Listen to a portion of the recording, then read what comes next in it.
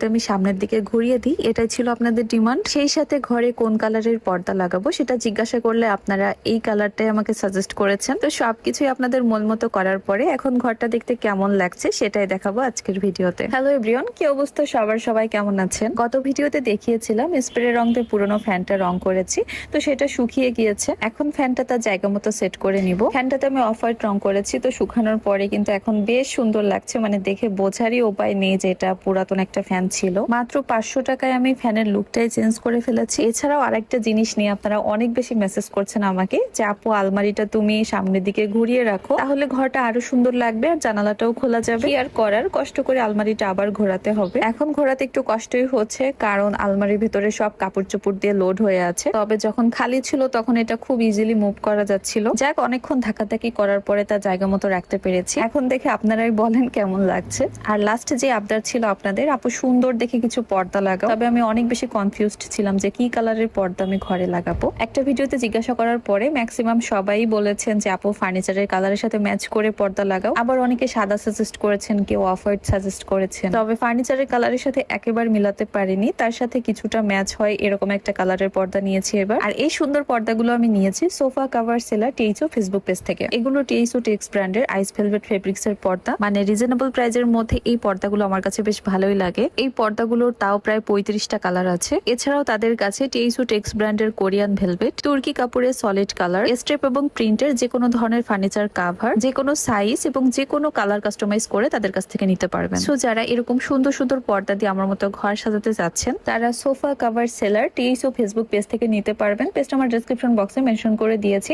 তবে অবশ্যই ক্রয়ের পূর্বে টিএইচও টেক্স ব্র্যান্ডের লোগোটা দেখে নেবেন। কথা বলতে বলতে একটা জানালাতে আমার পর্দা লাগানো শেষ। আসলেই সত্যি কথা, একটা ঘরের সৌন্দর্য দ্বিগুণ বৃদ্ধি করে সেই ঘরের পর্দা। এতদিন আমার ঘরে কোনো পর্দা লাগানো ছিল না, এজন্য কেমন একটা ফাঁকা ফাঁকা লাগছিল। বাট এখন সবগুলো জানালাতে যখন পর্দা লাগাচ্ছি তখন আস্তে আস্তে কিন্তু ঘরের সৌন্দর্য ফুটে উঠছে। আমি বেশ অনেকগুলো কালারের পর্দা ইউজ করেছি বাসাতে, তবে এই কালারটা কখনোই নেওয়া হয়নি। আমার ঘরে কেমন মানিয়েছে সেটা জানি না, তবে এই কালারের পর্দাগুলো কিন্তু সরাসরি দেখতে বেশ সুন্দর। তো যাই হোক, এতদিন ধরে আসলে আমার মাথায় যতটুকু কুলিয়েছে, তো সেই অনুযায়ী আমি ঘরটা সাজানোর চেষ্টা করেছি। জানি না এখন পর্যন্ত কার কেমন লেগেছে, তবে আপনাদের কমেন্ট আমি দেখি সবাই অনেক বেশি পছন্দ করেছেন। ভিডিওর থেকে সরাসরি দেখতে এই ঘরটা কিন্তু আরো বেশি সুন্দর লাগছে। তো চলেন পর্দা লাগানোর পরে এবার ঘরের ফাইনাল লুকটা আপনাদেরকে দেখায়। এই সাইডে আলমারিটা ঘোরানোর কারণে আসলেই এখন জায়গাটা ফাঁকা ফাঁকা লাগছে। আগে একটু কেমন জানি বদ্ধ লাগতো, তো আলমারিটা ঘোরানোর পরে ঘরটা এই সাইড থেকে দেখতে ঠিক এমন লাগছে এখন। তারপরও আপনাদের আরেকটা ডিমান্ড ছিল যে এই ওয়ার্ড্রপটা যাতে আমি সোফাটার জায়গা দিই, আর সোফাটা ওয়ার্ড্রপের জায়গায় আমি সেরকম করে দেখেছি, তবে সেটা দেখতে একদমই ভালো লাগছে না। তো যাই হোক, এতদিনের পরিশ্রমের ফল